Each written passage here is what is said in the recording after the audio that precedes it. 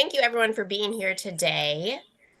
My name is Elizabeth Grieser. I am the operations manager with the League of Women Voters here in Metro Columbus. We serve Franklin County, and we are a 104-year-old organization. Our goals are to help individuals vote, get registered to vote, get the information they need to know where to vote, when to vote, how to vote. And we are nonpartisan, so that means we do not support or oppose any particular candidate. We do sometimes take positions on issues, but we do that through our own individual study and consensus process. So tonight we're going to be talking about voter registration, specifically for the 2024 general election. And I have put some specific Franklin County information in here. So most of what we're going to talk about is relevant for the whole state of Ohio, but you will notice I'll use specific like Columbus and Franklin County Board of Elections information. So if you're from another county, you can kind of take some of that with a grain of salt, although it will be similar. Okay, so what we are going to talk about today, first I want to cover a little bit about our new voting laws, which went into effect last spring, so spring of 2023, which mostly affected our voter ID. And then we're going to go through the basics of who can vote, the different forms you would use for registration and absentee voting, the different voting options. And then we're going to talk a little bit about specific issues and races that'll be on the November 5th ballot. And we'll cover some special voting groups as well. One of them will be voting in college, and we'll also talk a little bit about registering individuals who are transient and homeless and different things you need to consider when working with these special populations. Okay, so the Ohio legislature passed in January 2023, they passed a fairly large bill which overhauled our voting processes. And then the governor signed that. It went into effect in April of 2023. So we've had this law for a little over a year. We've gone through, I think, 3 different elections with this new law. However, we know that individuals don't always vote in every election. Some people vote every 4 years when there's a presidential election. So there'll be quite a few voters voting in November that may not have voted under this new law. And I want to make sure everyone here is familiar with the new requirements so they can pass on this information. The most important thing is that there are now very specific IDs that are required when you vote in person.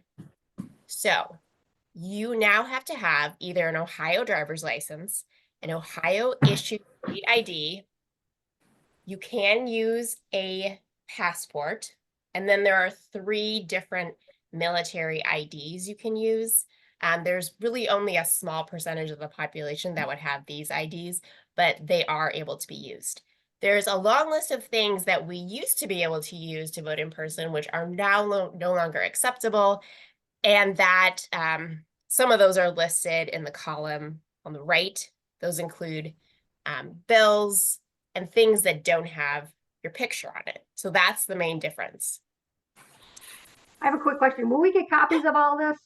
Yes. Okay. I will send this all to you. Okay.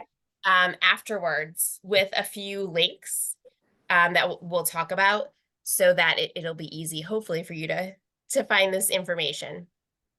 If an individual does not have an Ohio driver's license or a required ID, they can vote by mail and not have to show one of these IDs. So that's an option.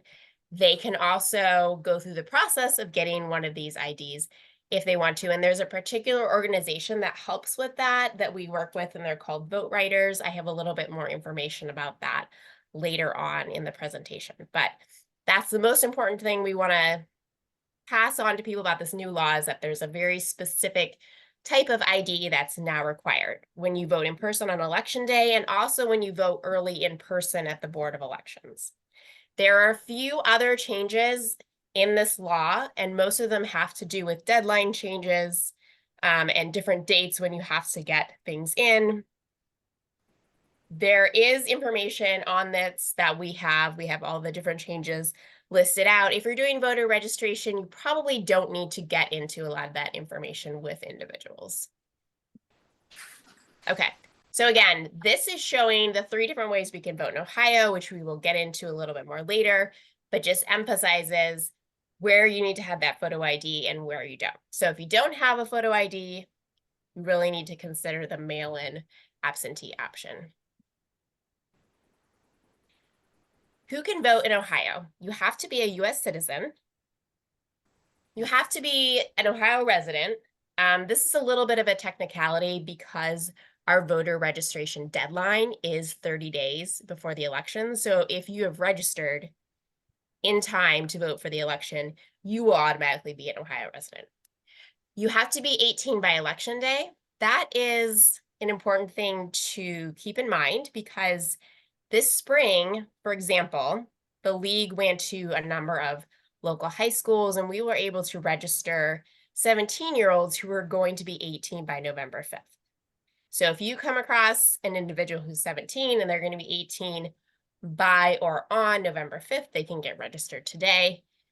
And you can also register anyone who has a felony record as long as they're not currently serving time in a prison or jail. And there is some confusion, I think, among voters generally about this rule. And some of the reason for that is that each state has different rules. So in certain states, if you have a felony record, you are not eligible to vote ever again.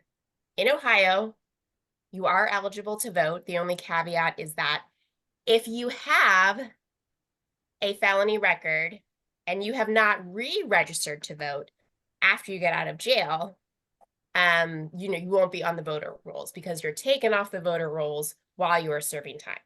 So just make sure that that individual knows that they have to re-register once they are out of prison or jail.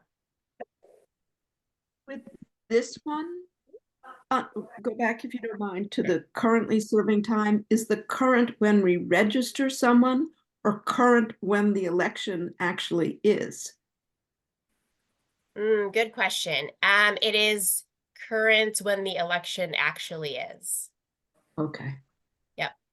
So that's Thank actually a great question because we do have a program where we go into Franklin County jails, or we attempt to go into Franklin County jails if we get permission, and then we register individuals that are serving time for a misdemeanor, and they can vote while they're in jail. And we can register individuals that are there on a felony conviction if they know that they're going to be out of jail by the election deadline. So great question. Thanks. Mindy, did you have a question or? Yeah, I was under the impression that if they were in jail and not prison, that was a temporary. First of all, if they're awaiting sentencing, then regardless of whether it's a felony or a misdemeanor, they still can vote if they're in prison, or if they're in, excuse me, if they're in jail. Yes. Is that correct? That's correct, yes. Okay, thank you. So they have to be actually sentenced and serving time. If they've been released on probation or if they're in a halfway house, they are still eligible to vote to be registered.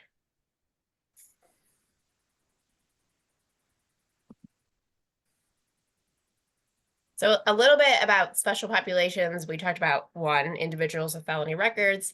If you encounter or are registering individuals who are homeless, they are allowed to vote. You do not have to have a permanent physical address in order to vote. Technically, you could register to vote and put your address as the corner of High Street and Broad Street, and that would be valid. The only problem is, how would you, if you wanted to vote absentee, how would you collect mail if your address is the corner of High Street and Broad Street? So we don't recommend that you register individuals based on that type of information. Generally, homeless shelters or local community organizations and churches that serve free meals or work with this population will accept mail on their behalf. So, for example, we go to the YMCA homeless shelters here in Columbus several times before the election, and they give us specific information about how they want their addresses to be listed. So the social workers that work there or the staff members at those local community organizations will be able to instruct you on exactly, the specifics of what address works best, or if it should be put to the attention of a particular individual. ID requirements for this group can be a challenge. One, because we now have this rule where they have to have a driver's license or an Ohio ID or a passport. They may not have that information. They can do absentee voting, and I use absentee voting to mean mail-in voting, but we know that that is a multi-step process. The individual has to be able to collect that mail several times over the course of a multi-week period from that same organization in order to complete the process. So there are a number of challenges to be addressed. So if you're talking with somebody who falls in this category and they're interested in voting, talk to them a little bit about just the process and what might work best for them. Okay, last special population, and then we'll get into the nuts and bolts. College students, they're a special population because they can choose whether they want to register their campus address or their parents' address. And it's really entirely up to them. And if they want to vote, let's say, at their home address in Cleveland for this November election, and then in 2025, they want to vote at the OSU campus, they can, make that change. They just have to fill out a new form. Another thing to note is that their Ohio driver's license address does not have to match the campus address where they are going to vote, because most of them will not.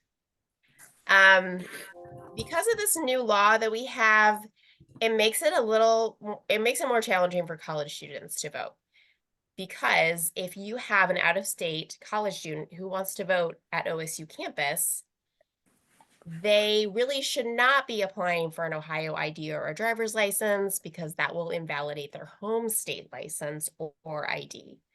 Really, the best advice that we have is for out-of-state students who want to vote in Ohio can vote early with absentee mailed ballot. Now I actually did a training with some experts who work directly with college students about this particular issue, and we have it recorded. So if you're really interested in getting out on college campuses and talking with students about registering to vote, we have a lot more information. I won't get into it on this training, but just know that, that is available. Okay, now on to the actual form. The next 3 screens are screenshots from the hard copy Ohio voter registration form. And this form can be used to register individuals who are wanting to vote for the first time, for people that are already on the voter rolls, but they want to update their address, or for people who have a name change and want to document that with the Board of Elections. And this one form is valid in all 88 counties, so it can be used with any, turned into any Board of Elections in Ohio. If you're talking with someone who's not from Ohio, they're going to have a whole another form and different requirements. So make sure you're only using this with Ohio voters. the first set of questions, it's really just basic information, but make sure that the person who is filling this out has checked the boxes that they're a citizen and they'll be at least 18 years old by the next general election. It asks their name. Number 8 here, where my little cursor is the county where they live. A lot of people will put United States. And then we have their ID requirements, which are a birth date and either their Ohio driver's license number or the last 4 digits of their social. If someone is registering for the first time, they just have to fill out that top portion. This middle portion is for if you're changing your address or if you're changing your name. And then finally, we have the signature box and you put today's date and make sure that the voter has put in their signature that falls within the dotted line of the box. So it's really a pretty basic form, but you'd be surprised how many errors there can be on this form, especially if you are a volunteer, you're at a tabling event, you're chatting with the voter, they're filling out at the same time that you're talking. There can be quite a few mistakes. So a few of the more common ones is that you don't check the boxes, you put today's date where you're supposed to put your birth date. We cannot accept PO boxes. It has to be an actual physical address. And one big thing is to make sure the voter is writing legibly. If you can't read the form after they turn it back into you, have them do another form, because if you can't read it, likely the staff of the Board of Elections won't be able to read it either, and they won't be able to process it. Okay, so this slide is for if you are a volunteer and you're out registering other individuals. You have to return that form to the Board of Elections 10 days after it's signed, or by the voter registration deadline, which is October 7th, whichever is earlier. If you're volunteering with the league, we generally have individuals turn everything into me, and then I turn everything into the Board of Elections. So if you're volunteering with the league, you'll get specific instructions on how to handle that.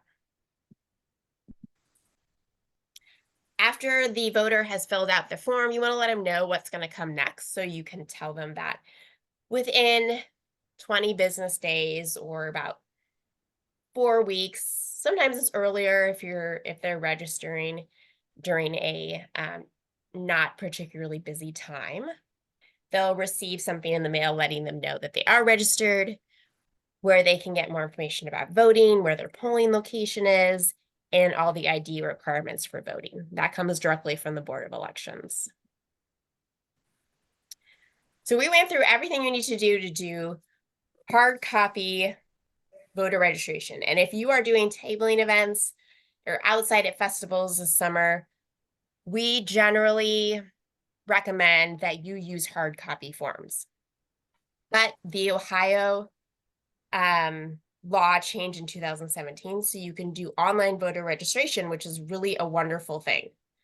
So, for example, like if you're talking to somebody and they at a tabling event, they don't want to stop and fill out a form right then, you can give them the address so that they can go register online, and it will ask them the exact same questions that was on that hard copy form. The only individuals that cannot use the online system are people that don't have a presence in the Ohio online records. So if you don't have a driver's license, if you've never paid taxes in Ohio, you won't be able to use the online system because they won't be able to match you up with any previous documentation. This mostly affects first-time voters who might be 18, maybe they've never had a job or they paid taxes or a driver's license, or individuals that have just moved out of state to Ohio and, haven't, the first thing they did when they moved here is register to vote, and they haven't, done any of the other official things. Okay, I want to cover voter purges a little bit because we are in the middle of one right now. The from time to time, the Ohio Secretary of State go through the voter rolls in Ohio and take out individuals who should no longer be in the rolls. And this includes individuals who are deceased, people who have moved away. You know, there's lots of valid reasons why someone should not be in the voter rolls anymore. We do know from experience that these lists are far from perfect, and there are a number of individuals that get put in these lists that should not be put in there. So we always want to have people check their voter registrations. Just to give you an idea, right now we're in a kind of review period for the latest voter purge. So the Secretary of State has published a list of over 150,000 Ohioans who will be taken off of the voter rolls in late July if they do not indicate that they are still living and breathing Ohioans who want to vote. So if they don't indicate that in any way, they'll be taken off the rolls and they'll no longer be a registered voter in Ohio. So a great thing to do when you're out and about in the community and at tabling events is ask people if they've checked their voter registration lately. Most people have not. They don't even know that you can do that. Oop. Somehow I'm now on a weird tool here. Sorry, guys. Okay.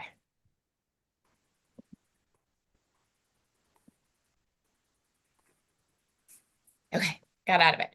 Okay, so you can go to the Secretary of State's site, and I'll give you this link in a follow-up email. I mean, I have it printed here, but yeah, I'll just give you a live link later via email. It's very easy. You just put in someone's first, last name and the county. If they show up, after you push search, their name shows up, and there will be an address associated with that. If that's their current address, then they're all set to go. If their name shows up, but it's under an address that's not matching where they currently live, they'll need to update their registration. And the other option is they may show up or nothing will show up. That means that they're not in the system and they need to fill out a registration form. But I encourage you to go and check your own voter registration if you have not done so lately.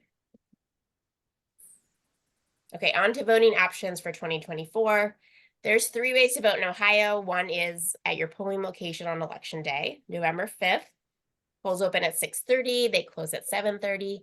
If you're in line at 7:30, you can still vote. The other option is voting early in person at the Board of Elections office here at 1700 Morse Road. There's about 4 weeks of early voting. Most of those times are during the business hours, Monday through Friday, 8 to 5, but there's a few weekends and additional later hours as we get closer to election day. And the league has little palm cards which have all of those dates and times written out. One change that did come from those new voting rules in Ohio is that there's no longer early voting hours the day before election day. So that's something to keep in mind. Another thing is that each early vote center in Ohio has the exact same hours. So whether you're voting in Lucas County, in Toledo, or in Columbus, early voting hours exactly the same. Third option for voting is the mail-in absentee voting that starts October 8th, and you must apply for your ballot by October 29th of this year. We're going to talk a little bit more about mail-in voting because there's a few different parts to it. So in the past, I don't know if you may remember, you would get a form mailed to you by the Ohio Secretary of State's office that is an application that you can fill out if you want to vote by mail. They are no longer doing that. Applications will not be mailed to registered voters. Registered voters will have to acquire an application themselves. They can do so online. You can get them at local libraries. We have applications whenever we're going out and doing tabling events. these applications cannot be submitted online. So it's different than registering to vote. You can register to vote online, but you cannot request an absentee ballot online.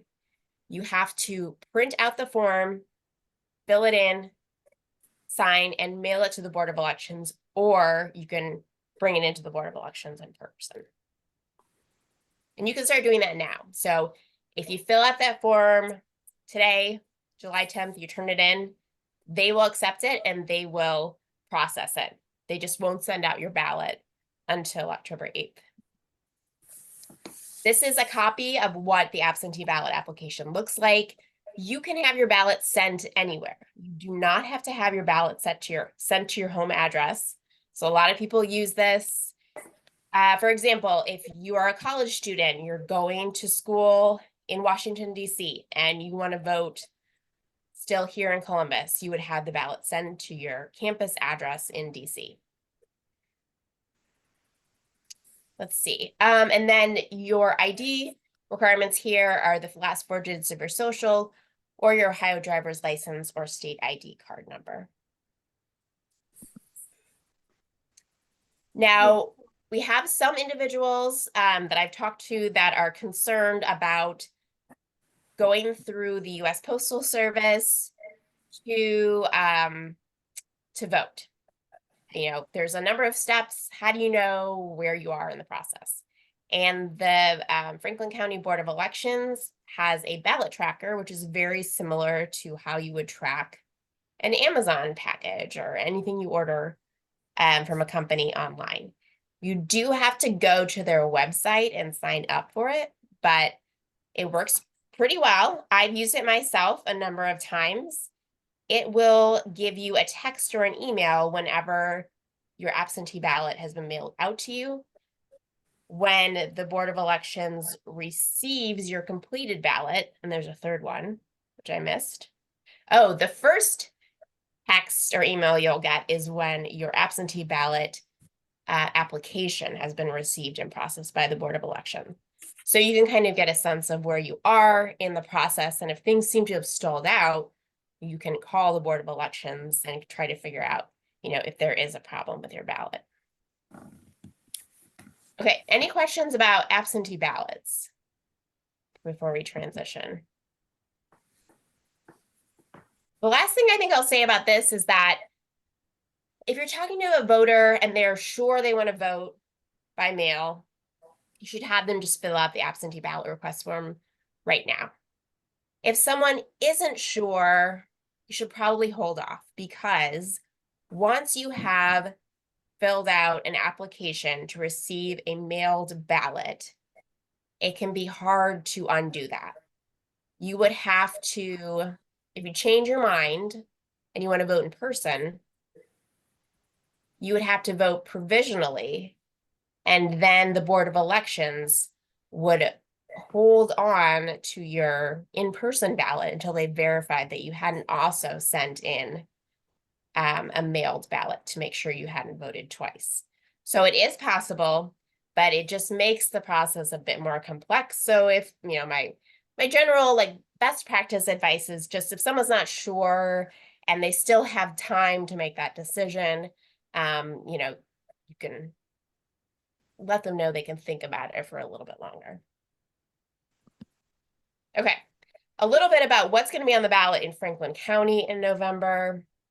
We have a lot of statewide and national races. Obviously, President of the United States, we have a U.S. Senate race, U.S. House. We have a lot of Ohio State House races as well. We have a few other county offices. I think a lot of these county offices are unopposed, but we don't know for sure yet. We will have ballot issues. At the time of this training, we don't know for sure what the ballot issues are going to be in November, but it is looking like we will have a statewide issue on redistricting, otherwise known as the Citizens Not Politicians redistricting effort. We will have, for sure, actually, a Franklin County issue called Link Us. I just want to get a survey of how many people have heard of Link Us. Not. No. Nope. Okay. Okay. So Link Us is an initiative through Columbus City Council, through our public transportation services to provide high-speed bus transit and main lines out from the center of Columbus up to Dublin is one, and up to New Albany is another, out to Reynoldsburg, and then at least one out on the west side. The idea being that Columbus is a major urban metropolis, and our public transportation is not matching up with where we are as a city with our growth. So this is an initiative. I urge everybody to look up information about this.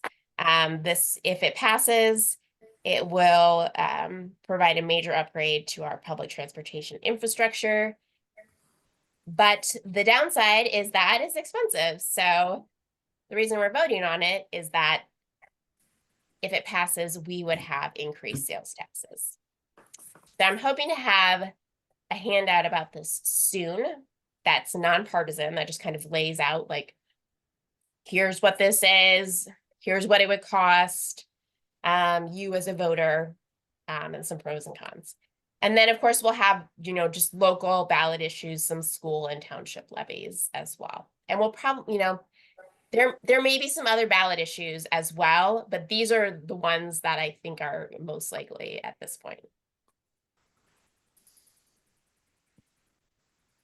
Okay, so if you are doing a tabling event with the league, we have quite a few get out the vote resources and materials that we provide you with. And even if you're not doing a tabling event with the league, these are available. If you want to request some, I'd be happy to give you some copies to hand out to voters. We have Power the Vote cards, which are information on how you can vote in Ohio, what kind of ID you need to bring, important voting links, how to find information about candidates, and the specific dates relevant to the November election. These are all nonpartisan, by the way. Vote411.org. This is our league site where we survey candidates and they respond in their own words to questions we've asked. That will be available starting the end of September through Election Day. So if you want more information about candidates and issues, that's a great place to go. And we have a lot of hard copy materials that advertise that. So we also have specific voter information palm cards, specific to voting with a felony conviction, voting with a felony conviction, voting with disabilities, election protection, things like that. Okay, election protection. I want to talk just very briefly about this. This is a statewide initiative for individuals to call into a hotline if they are having trouble voting or if they have questions on election day. And it is staffed by a team of lawyers, and there are multiple languages that it supports. It is a way for voters to, get their questions answered when they're in the process of voting, but it's also a way for us as volunteers and voter rights organizations to get a sense of what problems are occurring out in the field and where they're occurring. So that way we can take that information and we can notice, hey, at this polling location, there were a lot of provisional ballots. Why was that? Was there a problem with the machines? Were the poll workers not properly trained? It helps us target potential problems and work to get those resolved. So we have materials that let people know about the election protection hotline. Vote Riders is the organization that we work with that helps individuals with their ID requirements. So if someone doesn't have an ID and they don't know where to get the underlying documents, like they don't know where their birth certificate is, or they don't have access to some of that, or they don't have the funds to request a certified copy of that, they can help individuals with all of that. And we have, materials that can be handed out about Vote Riders. Okay, so tips for voter outreach. If you're if you're tabling with the League of Women Voters or doing it through another organization, I always find that it's easiest to start with the question of, have you checked your voter registration lately, rather than just say, are you registered to vote? Obviously, be friendly and outgoing, be nonpartisan. That's very, very important, especially if you're volunteering with the league. We want to make sure everyone's registered to vote, even if they don't agree with your personal beliefs, and you know they're going to vote for a candidate that you would not want to vote for. We believe that a democracy works best when everyone is using their voice. So we want to make sure that everyone who's eligible is registered. And then I also like to let people know, especially if they're new doing this, that you're not going to get everybody to register to vote at a tabling event. And one of the things to keep in mind is that it takes quite a few touches for somebody to change their mind and decide they want to vote. But every encounter they have, if it's a positive one, they might spark them to take action at a later date, or just getting them to think about the fact, like, oh, there is an election coming up. Okay, well, maybe I should, read a little bit about it, or do a little bit of research. I think that that's some of the conversations that you have with individuals will be the best part of a tabling event.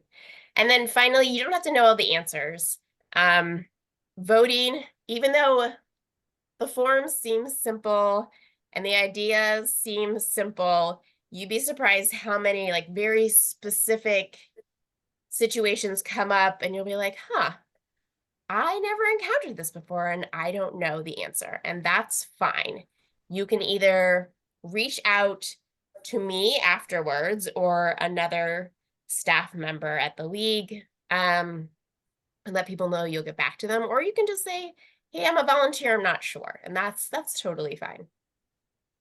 Okay, so if you're interested in signing up with the league, I would highly recommend that you sign up for our Monday morning email newsletter. It's called the e-voter. That's where we have all of our tabling opportunities. You do not have to be a member in order to table with us, but we probably will pair you with a league member if you haven't done it before.